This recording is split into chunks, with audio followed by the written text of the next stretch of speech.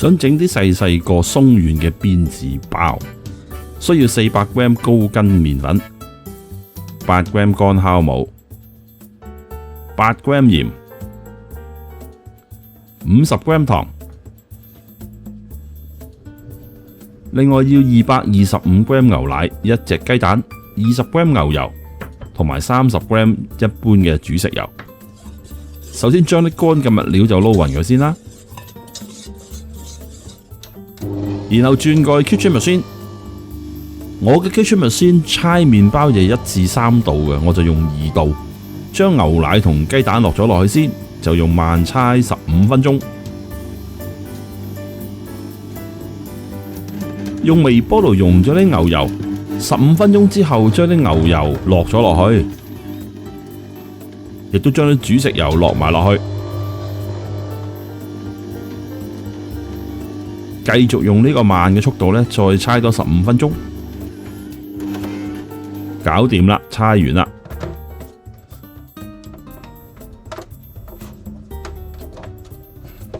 攞個麵團出嚟，咁喺台面噴少少油啦，跟住呢，就將個麵團呢放喺個波波形，然後呢放翻落個盤裏邊呢，就準備發酵啦。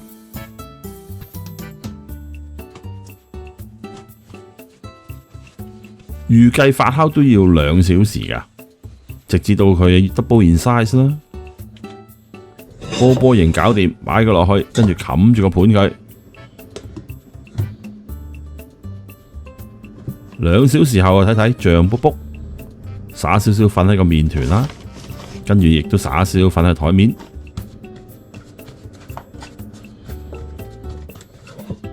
然後就可以攞個麵團出嚟啦。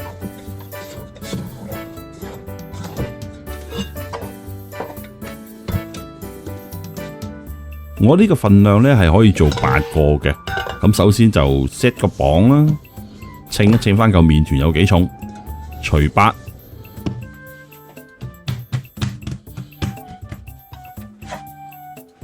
界開8份，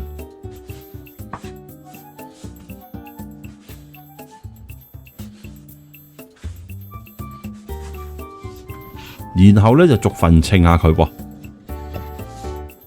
咁因為先前已經計咗數噶啦嘛，將總重量除咗8啊嘛，咁於是逐件就砌到佢每一件都係啱嘅重量呢，就 OK 啦。然後將每一份呢，亦都再搓成一個細細嘅波波形。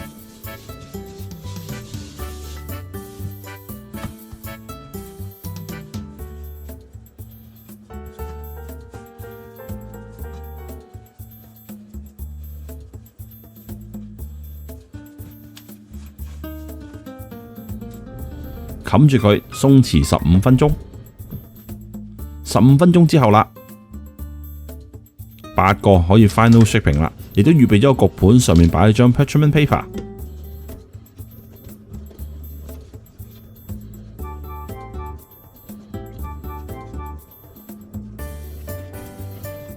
捲成個香腸形咁樣，跟住慢慢將佢搓成一個長條。唔好諗住搓一次就可以搓到要個長度喎，因為佢會回縮㗎。咁搓得咁上下呢，就擺佢，等佢鬆弛下先。跟住搞第2件咯，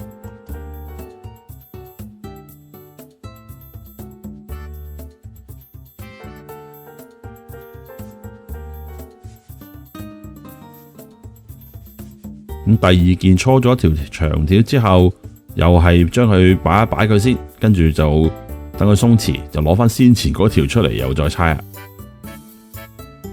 而家就會容易咗好多噶啦。咁但係有時佢都仲係繼續會回縮㗎，咁亦都可以再又擺一擺佢，轉頭又再搓佢㗎噃，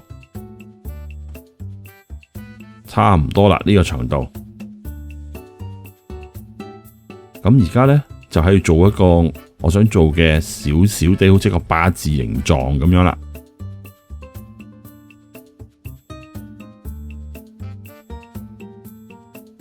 咁樣呢，就可以做到一個類似一個8字嘅少少地笨邊嘅辮子包，再睇多一次咯噃。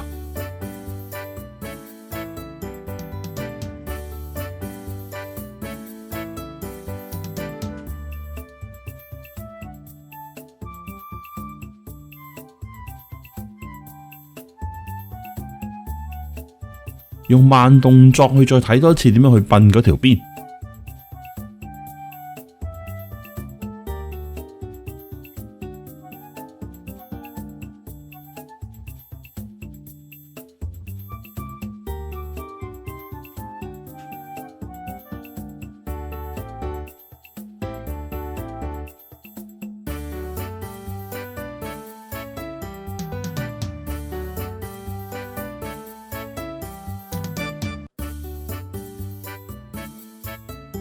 唔係太難搞啊，咁就搞掂噶啦。8個整好晒，揾濕布冚住佢 second proof， 大約1個鐘到啦。1小時後睇睇仲有冇卜啦。咁喺半小時之前呢，我已經 preheat 咗個焗爐去到180度攝氏噶啦。咁而家就搽少少 egg wash 啲蛋漿，咁就可以入焗爐。我嘅 egg wash 係1隻蛋黃加大約2茶羹到嘅鮮奶，均勻地塗喺啲麵團上邊啦。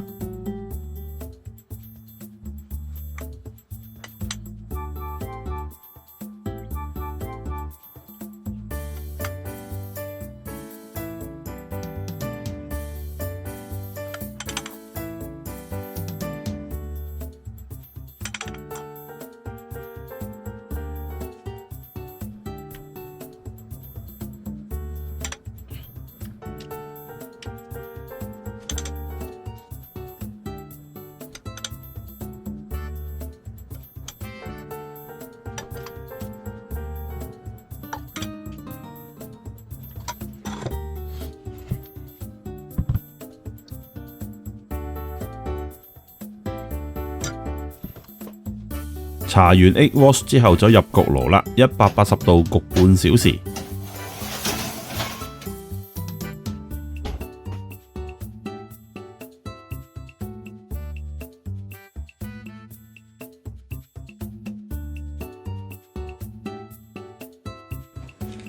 焗完半小時出爐，熱辣辣，好靚仔。而家攤凍佢先。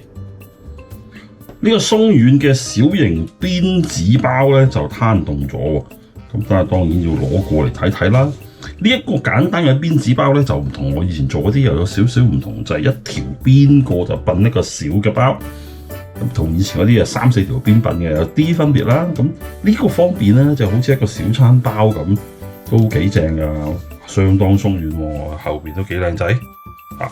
咁當然要搣一個嚟睇睇啦。哇！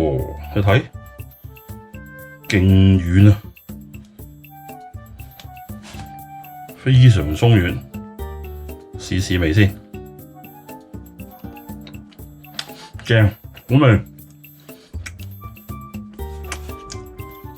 好好食。我食5包啦，拜拜。